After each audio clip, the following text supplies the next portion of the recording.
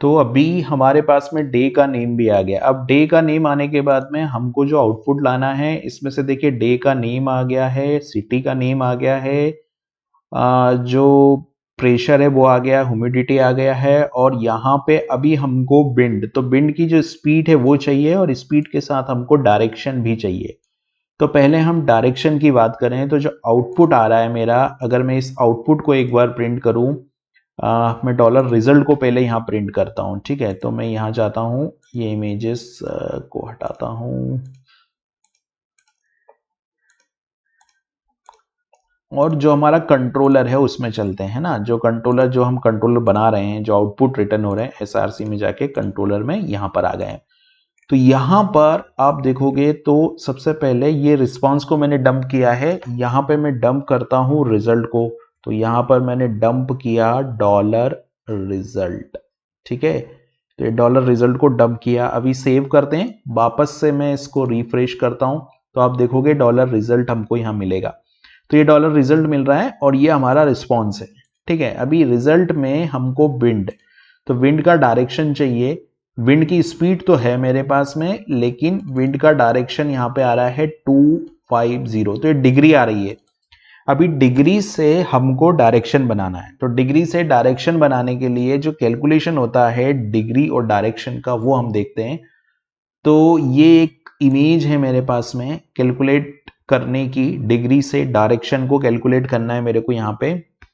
तो इस इमेज में देखिए, अगर डिग्री की जो वैल्यू है ना, डिग्री की वैल्यू मेरी जो है वो 45 है ना, 45 से ज्यादा अगर होगी, और 135, यानी कि ये है मेरा, यहां कहीं पे होगा मेरा 45, और 45 के बाद में जो दूसरी वैल्यू है वो क्या है मेरी 135, 135 यानी कि यहां कहीं पे होगा ये 135। तो अगर डिग्री की वैल्यू मेरी इसके बीच में है ना, इसके बीच में है, तो ये है ईस्ट, तो जो ई है मतलब ईस्ट, ये ईस्ट हो गया, ठीक है। अगर डिग्री की वैल्यू जो है वो 135, 135 यानी कि ये वाली वैल्यू, इससे ग्रेटर देन, इससे ग्रेटर देन बोल रहा हूं मैं, इससे ग्रेटर देन, और 225, 225 यानी कि ये यहां कहीं पे होगा मेरा 225। तो जैसे ये 225 यहां पर है वैल्यू 225 जिसको हम बोलते हैं, अगर ये यहां इन दोनों के बीच में डिग्री की वैल्यू है, तो ये जो है वो साउथ यानी कि एस, तो ये साउथ हो गया डायरेक्शन मेरा। फिर 2225 से लेके 315 यानी कि इससे बड़ा, इससे बड़ा, और 315 यानी कि यहां तक अगर वैल्यू है, तो ये जो वैल्यू है वो है मेरी, ये जो वैल्यू है वो मेरी बेस्ट, यानी कि W हो जाएगा। और इसके बाद यानी कि ये वाला जो पूरा एरिया है, यहां पर अगर डिग्री की वैल्यू आएगी तो ये नॉर्थ है। तो ये डायरेक्शन हमने कैलकुलेट कर ली है, स्पीड हमारे पास में है। अभी हमारे केस में देखिए, अभी जो मैं अगर आउटपुट देखूं, तो अभी आउटपुट क्या आ रहा है, अभी आउटपुट डिग्री की वैल्यू आ रही है 250, यानी कि ये कहां पर आएगी 250, यानी कि 250 यानी कि ये नॉर्थ में आएगा, क्योंकि हमने जो कैलकुलेशन किया है उस हिसाब से नॉर्थ में है। पहले इसका कोड लिखते हैं तो और अच्छे से समझ में आएगा। तो मैं क्या करता हूं, यहीं पे कैलकुलेशन स्टार्ट करता हूं। सबसे पहले तो मैं एक वेरिएबल बना लेता हूं, ये यहां पर एक विंड डायरेक्शन नाम से एक वेरिएबल बनाते हैं सबसे पहले तो हम। तो मैं यहां जाता हूं और यहां पर मैं विंड डायरेक्शन के नाम से एक वेरिएबल बना लेता हूं, जिसकी वैल्यू अभी खाली है, कुछ भी वेरिएबल वैल्यू असाइन नहीं है अभी यहां पर, ऐसा मैंने बोल दिया, ठीक है। तो विंड डायरेक्शन है, विंड डायरेक्शन में अभी जो वैल्यू आ रही है वो कहां पे आ रही है, वो वैल्यू आ रही है जो यहां पे विंड करके एक अरे आ रहा है, और विंड के अंदर डिग्री, ठीक है। तो इफ एल्स कंडीशन में यहां लगाता हूं, सबसे पहले मैं लगाऊंगा इफ, राइट। इफ में मैं यहां पर लगाऊंगा जो वैल्यू है वो, मतलब जो डिग्री की वैल्यू है वो। तो हम क्या करते हैं, यहां पर एक वेरिएबल ले लेते हैं पहले, डॉलर डिग्री, है ना। और डॉलर डिग्री में मैं डॉलर रिजल्ट, और डॉलर रिजल्ट के अंदर विंड, विंड के अंदर जो है वो स्पीड, और स्पीड के साथ मुझे कैलकुलेट करना है क्या, तो देखिए ये स्पीड है, विंड स्पीड डिग्री, तो मैं डिग्री की वैल्यू लूंगा यहाँ पे। तो ये आ गया मेरा डिग्री की वैल्यू। अब ये जो वैल्यू आ रही है डिग्री की वो मुझे यहाँ कैलकुलेट करनी है, तो मैं यहाँ लिखूंगा डॉलर डिग्री, है ना, dollar degree greater than 45, greater than 45 and operator लगेगा greater than 45 and dollar degree is less than or equal to 135। अगर ऐसा है तो dollar wind direction is equal to, मैं यहां पे जो है वो कर दूंगा ईस्ट। ठीक है, ये हो गया। फिर इसके बाद की कंडीशन क्या होगी, अगर ऐसा नहीं है तो एल्स, और ऐसा नहीं है तो ये होगा एल्स, और एल्स के बाद फिर से लगेगा इफ, एल्स इफ में भी क्या होगा कि डॉलर डिग्री, तो ये मैंने लिखा डॉलर डिग्री अभी क्या है 135, तो यहां पर आएगा ग्रेटर देन, ये 135 है तो 135 ग्रेटर देन एंड ऑपरेटर लगेगा 135 greater than and dollar degree is less than or equal to 225। ये कैलकुलेशन है कि अगर डिग्री इसके बीच में है तो ये वाली जो वैल्यू है वो क्या होगी मेरी, मैं एक काम करता हूं एल्स इफ, यहां पे इसको ऐसे कर देता हूं। ठीक है, तो ये जो वैल्यू है ये डॉलर विंड डायरेक्शन जो है वो हो जाएगा मेरा डॉलर विंड डायरेक्शन, और डॉलर विंड डायरेक्शन में ये वैल्यू हो जाएगी मेरी साउथ। ठीक है, तो मैं इसको यहां पे साउथ कर देता हूं और फिर से मैं लगाता हूं एल्स और इफ। अब इस वाले एल्स इफ में क्या कैलकुलेशन करनी है कि अगर एल्स इफ अगर डिग्री की जो वैल्यू है वो ग्रेटर देन, तो dollar degree greater then 225 and greater than 225 and less than or equal to 315। अगर ऐसा होता है डॉलर डिग्री, यहां पे आएगा डॉलर डिग्री, अगर ऐसा होता है तो डॉलर विंड डायरेक्शन जो है वो क्या होगा बेस्ट, तो मैं यहां डॉलर विंड डायरेक्शन लिख देता हूं। अब प्रॉब्लम क्या है, प्रॉब्लम अब ये है यहां पे कि इसके अलावा अगर कुछ होगा तो नॉर्थ, है ना, इसके अलावा जो होगा तो नॉर्थ, तो नॉर्थ के लिए तो एल्स, तो यहां पे मैं करता हूं एल्स, और एल्स में यहां पे विंड डायरेक्शन कर देता हूं मैं नॉर्थ। तो ये हो गई कैलकुलेशन। अभी यहां पर मैं विंड डायरेक्शन, तो विंड डायरेक्शन में यहां पे मैं लिख देता हूं नॉर्थ, तो ये हो गया नॉर्थ। ठीक है, अब हम जो रिस्पॉन्स तो नीचे प्रिंट कर रहे हैं, एक बार मैं इसको कैलकुलेट करता हूं, तो ये रिस्पॉन्स आया। इस रिस्पॉन्स में आप देखोगे तो रिस्पॉन्स की जो वैल्यू है, अभी विंड डायरेक्शन को हमने असाइन नहीं किया तो हमको रिस्पॉन्स में इसको असाइन करना पड़ेगा। तो इस कैलकुलेशन के नीचे यहां पर मैं एक वेरिएबल बना लेता हूं, तो मैं यहां लिखता हूं डॉलर रिस्पॉन्स, तो मैंने यहां लिखा डॉलर रिस्पॉन्स, और डॉलर रिस्पॉन्स में यहां पे मैं लिखूंगा डेटा, पहले तो आएगा डेटा, और डेटा के बाद में यहां पर जो है वो विंड डायरेक्शन, या डेटा के बाद में डायरेक्ट लिख देता हूं मैं विंड डायरेक्शन, ऐसे कर देते हैं, और इज इक्वल टू यहां पे मैं लिख देता हूं डॉलर, और ये वेरिएबल ओवरराइट करके हम लोग ले आए। तो अभी मैं इसको जब रिफ्रेश करूंगा तो ये वैल्यू कुछ इस तरीके से बन जाएगी। ये डेटा है, डेटा के अंदर देखिए नॉर्थ आ गया यहाँ पे। अब जो स्पीड की बात है, मतलब जो स्पीड मुझे दिखानी, तो स्पीड तो मेरे पास में डायरेक्ट है, तो मैं डायरेक्ट ही यहां पे लिख लेता हूं स्पीड, क्योंकि मुझे स्पीड भी दिखानी है।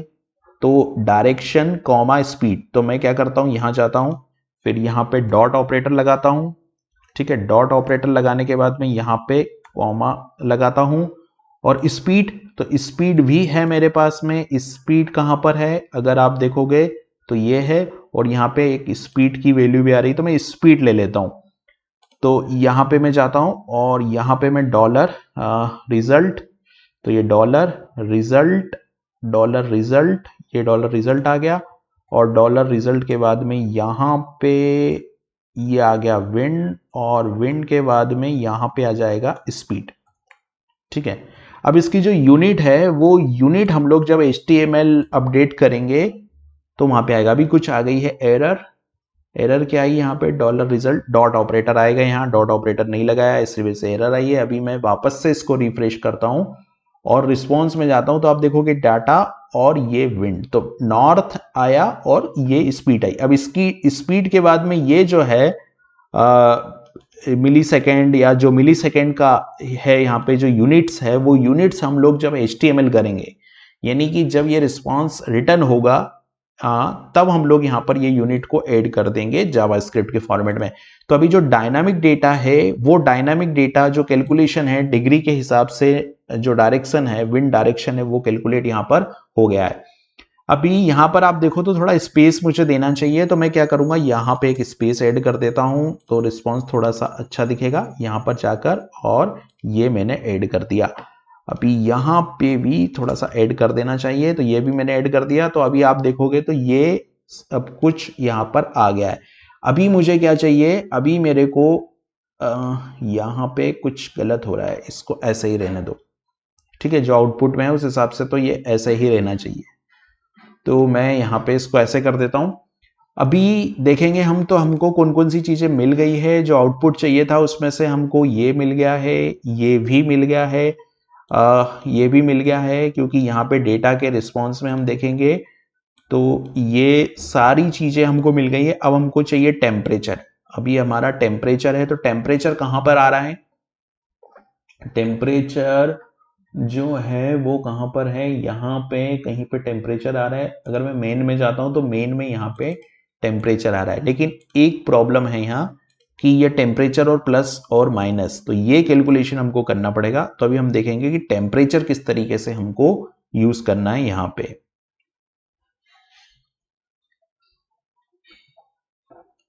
तो अब हमारा जो प्रोजेक्ट है, ठीक है, हमारे प्रोजेक्ट में अब क्या बचता है, अब टेम्परेचर बचता है, और ये सारी चीजें हमारी निकल गई है। अभी टेम्परेचर और आइकॉन, दो काम और हमको करने हैं, फिर हमारा एक फेज कंप्लीट होगा। उसके बाद फिर हम ऑटो कंप्लीट ड्रॉप डाउन की तरफ स्विच करेंगे। तो अभी टेम्परेचर की बात करते हैं हम लोग।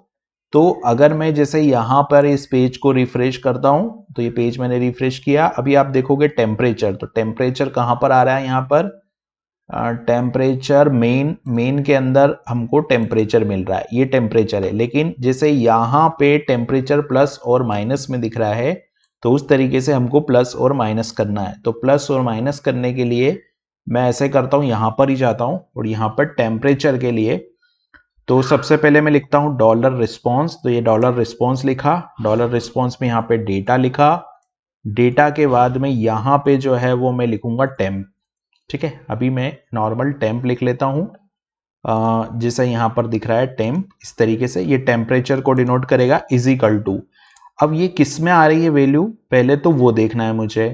तो ये वैल्यू आ रही है डॉलर रिजल्ट मेन के अंदर, तो मैंने यहाँ पे डॉलर रिजल्ट, ये डॉलर रिजल्ट आया, डॉलर रिजल्ट के अंदर यहाँ पे मेन आया, और मेन के अंदर जो है वो डॉलर रिजल्ट, फिर मेन, और मेन के अंदर आता है मेरा टेम्प। तो मैं डॉलर रिजल्ट टेम्प और मेन, ये अगर ग्रेटर देन 0 होता है, ग्रेटर देन 0 होता है तो मैं यहाँ लगाऊंगा क्वेश्चन मार्क, क्योंकि मैं टर्नरी ऑपरेटर यूज कर रहा हूँ। अगर ये ऐसा होता है तो मैं यहाँ ऐड कर दूंगा प्लस, अगर ये ग्रेटर देन 0 होता है तो प्लस ऐड करूंगा, और यहाँ डॉट लगाऊंगा, और यहाँ पे राउंड, राउंड फंक्शन जो होता है PHP का डेसिमल वैल्यू के लिए होता है, तो मैं राउंड यूज करूंगा, और ये जो राउंडेड वैल्यू है वो यहां पर पास कर दूंगा। सेमी कॉलम की जरूरत यहाँ नहीं है, क्योंकि यहाँ हम टर्नरी ऑपरेटर यूज कर रहे हैं। तो यहां पर जो है वो इसको यूज करके और यहाँ पे इसको सेव कर देता हूं मैं, ठीक है। ये क्वेश्चन मार्क बंद करके सेव किया। अब इस कोड को मैं थोड़ा फॉर्मेट कर देता हूं, तो मैं कंट्रोल A करता हूं, कॉपी करता हूं, और यहाँ पे हम लोग जाते हैं गूगल में, और यहां हम लिखते हैं PHP कोड फॉर्मेटर ऑनलाइन, ठीक है। तो हम लोग ऑनलाइन इस कोड को थोड़ा फॉर्मेट कर लेते हैं। कंट्रोल A करता हूं, यहां जाकर मैं कंट्रोल V करके फॉर्मेट, तो ये कोड फॉर्मेट हो गया, इसको कॉपी किया मैंने, और यहां जाकर मैं फॉर्मेटेड कोड को सेव कर देता हूं। तो जो मेरा डेटा था, डेटा यानी कि टेम्परेचर, तो आप देखोगे ये विंड डायरेक्शन के लिए है, ये टेम्परेचर के लिए। अभी मैं इस पेज को फिर से यहाँ पे रिफ्रेश करता हूँ, पेज को मैंने रिफ्रेश किया तो आप देखोगे यहाँ टेम्परेचर जो है वो भी मुझे ये +30 ये मिल गया। तो अभी टेम्परेचर भी मेरे पास में आ गया। अब एक चीज बचती है यहाँ पर आइकॉन। तो अब अपन काम करेंगे आइकॉन के लिए कि ये जो आइकन यहाँ पे आ रहा है ये आइकॉन भी हमको कैसे लाना है वो हम देखते हैं।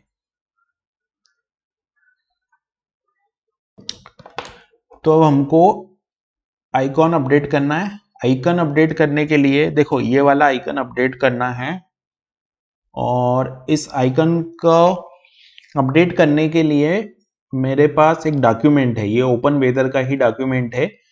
आइकॉन के लिए थोड़ा सा टिपिकल है चीजें, थोड़ी सी कंडीशनल चीजें यहाँ पे लग रही है। तो हम लोग पहले इस डॉक्यूमेंट के बारे में देखें। तो देखिए ये डॉक्यूमेंट ये कहता है कि जैसे अगर आपको आइकॉन अपडेट करना है तो जैसे 500 क्या है हमारे पास एक कोड है, ये एक आईडी है, ठीक है, ये आईडी है। जैसे 500 की बात कर रहे हैं तो 500 ये एक आईडी है जिसकी आइकॉन आईडी D10 है। तो अगर मैं 500 की बात करता हूं तो आप 500 में जाओगे, है ना, तो ये 500 है और 500 मतलब D10 है।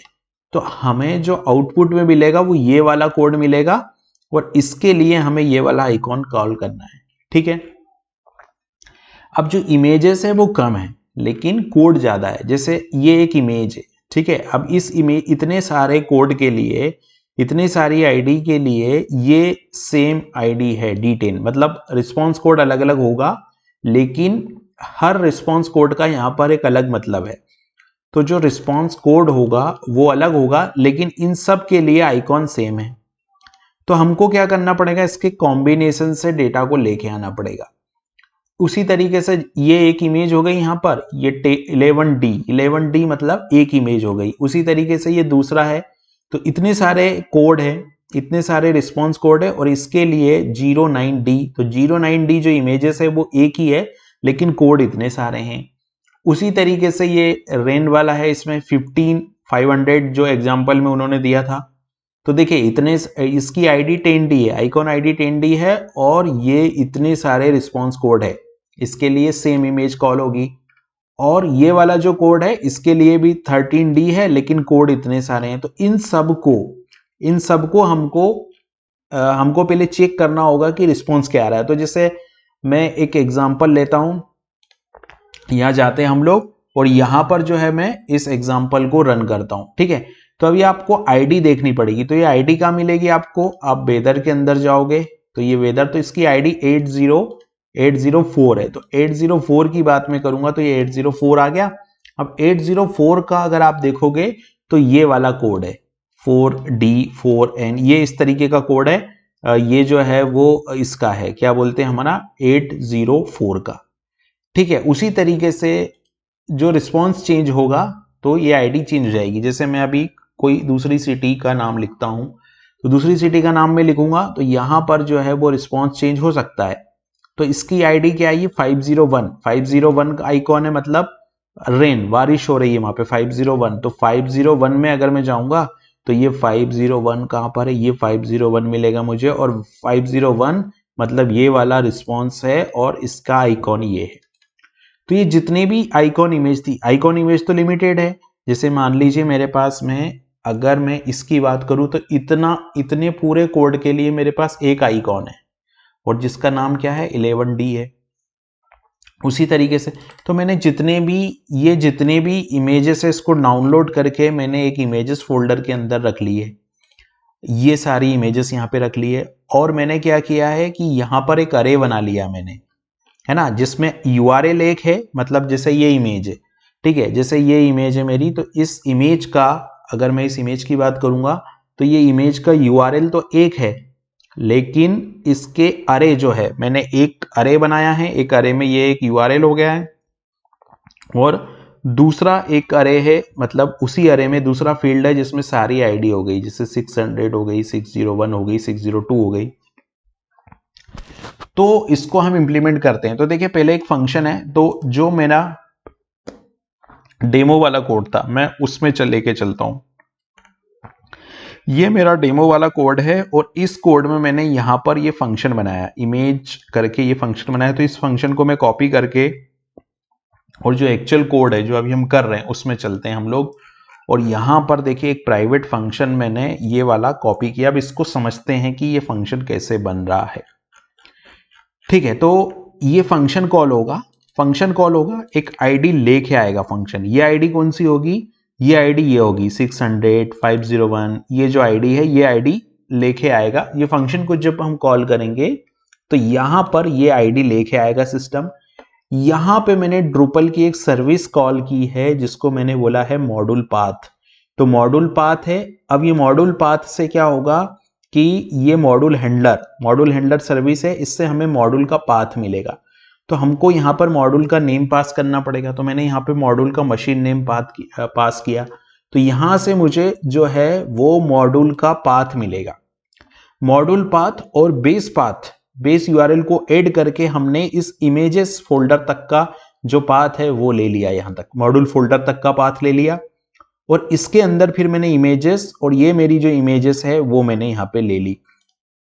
तो देखिए जैसे 803, अब 803 और 804, तो अगर आप यहां पर देखोगे 803 आईडी की बात करें हम, तो ये देखिए 803 और 804, इसके साथ ये दो इमेजेस है, ये मैंने यहाँ पे ले ली, है ना। उसके बाद कुछ इमेजेस जैसे 801 है, तो 801 के लिए मैंने ये इमेजेस ले ली यहाँ पर, और ये चारों इमेजेस के लिए मैंने अलग अलग आईडी ले ली। अब जैसे यहाँ पर जो दूसरी इमेज है, जैसे मान लीजिए यहाँ पर ये 701 आईडी है ना, तो 701 आईडी के लिए भी मैंने कोई इमेज ले ली। यहाँ पर ये 701 आईडी है, तो इन सब के लिए मैंने एक इमेज ले ली, ये वाली इमेज 701 के लिए। तो अगर मैं 701 की बात करूं तो मैं इमेजेस में जाऊंगा और ये वाली इमेज है जो कि 701 के लिए आ रही है, ये इमेज है जो 701 में दिखेगी, ये इमेज है 701 के लिए, तो ये 701 की इमेज आ गई मेरी। तो इस तरीके से मैंने क्या किया, यहाँ पर एक अरे बनाया है। इस अरे में एक यूआरएल, एक फील्ड यूआरएल है और दूसरा फील्ड जो है वो आईडी है। ये एक मल्टी डायमेंशनल अरे है, यानी कि ये अरे की एक आईडी है और एक यूआरएल है और उसके साथ मल्टीपल आईडी है। तो ये मैंने एक अरे बनाया। आप देखोगे ये इमेज वेदर का एक अरे है। इस अरे के बाद मैंने क्या किया, यहाँ पे फॉर ईच लूप लगाया। देखिए जब भी कोई इस फंक्शन को कॉल करेगा तो ये आईडी पास करेगा। यहाँ पे किसी ने इस आईडी को पास किया, ये आईडी यहाँ से कंपेयर होगी और ये फॉर ईच लूप लगेगा। फॉर ईच लूप में ये चूंकि एक अरे है, फॉर ईच लूप यानी कि ये एक अरे है, लेकिन इसका जो वन एलिमेंट है वो अपने आप में एक अरे है। तो मैंने क्या किया कि ये आईडी, मतलब जैसे ये वाला अरे है तो इसका 0 वाला एलिमेंट ये है, 1 वाला एलिमेंट ये पूरा है। तो 1 वाले एलिमेंट में से अगर ये आईडी किसी एक में मैच कर रही है, अगर 1 वाले एलिमेंट में से ये आईडी किसी एक में मैच कर रही है, तो यहां से जो है वो उसका यूआरएल रिटर्न हो जाएगा। और ये यूआरएल कैसे रिटर्न होगा? पाथ के साथ रिटर्न होगा। तो ये यूआरएल पाथ के साथ रिटर्न होगा, और अगर कोई आईडी मैच नहीं करेगी तो नो यूआरएल रिटर्न हो जाएगा। तो अभी हम क्या करते हैं कि इस फंक्शन को कॉल करके देखते हैं। ये तो हमने लॉजिक समझ लिया। तो फंक्शन का नाम है गेट इमेज एसआरसी, और गेट इमेज एसआरसी मेरे को कहाँ कॉल करना है? सबसे पहले तो देखिए मैं क्या करूंगा, यहां पर मेरा टेम्परेचर निकल गया है, ये जो है ये मेरा मेन रिस्पॉन्स है, और इस फंक्शन के बाद मेरा टेम्परेचर निकल गया है। लेकिन मेरे को क्या करना है, यहाँ पे एक आईडी पास करनी है। तो मैं लेता हूं डॉलर रिस्पॉन्स में मैं लूंगा डेटा। तो ये आ गया मेरा डेटा, और डेटा के बाद यहां पे मैं लिखता हूं इमेज एसआरसी लिखा मैंने। और यहां पर जो है मैं क्या कॉल करूंगा, $दिस एरो, और ये जो फंक्शन है मेरा, क्या फंक्शन है मेरा? ये फंक्शन था मेरा गेट इमेज एसआरसी। तो मैंने इस फंक्शन को कॉल किया गेट इमेज एसआरसी, और यहां पर जो है वो मैं पास करूंगा आईडी।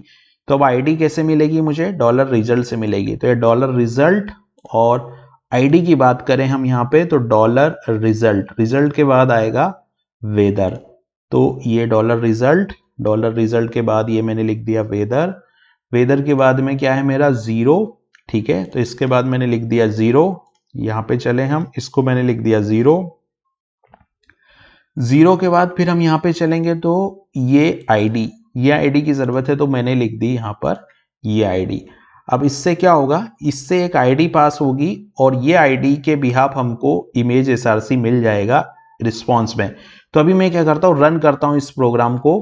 तो मैं जैसे रन किया, इस प्रोग्राम को मैंने रन किया, ये प्रोग्राम रन हुआ, ये प्रोग्राम रन हुआ, तो यहाँ पर आप जाओगे तो देखिए ये इमेज एसआरसी मुझे मिला। अब इस इमेज एसआरसी को मैं ओपन करके देखता हूँ कि मुझे कोई इमेज मिल रही है या नहीं मिल रही। तो देखिए मुझे ये इमेज यहाँ पर मिल रही है।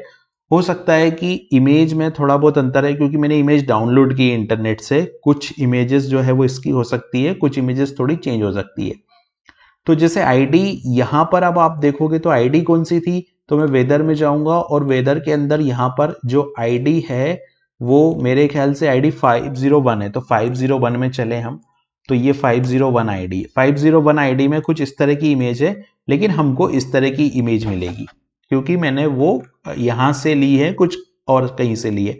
तो ये पूरा डेटा जो है वो मेरा आ गया है, मतलब ये एक चैप्टर मेरा यहाँ पे कंप्लीट होता है। मैं इसको कर देता हूं यहां से बंद।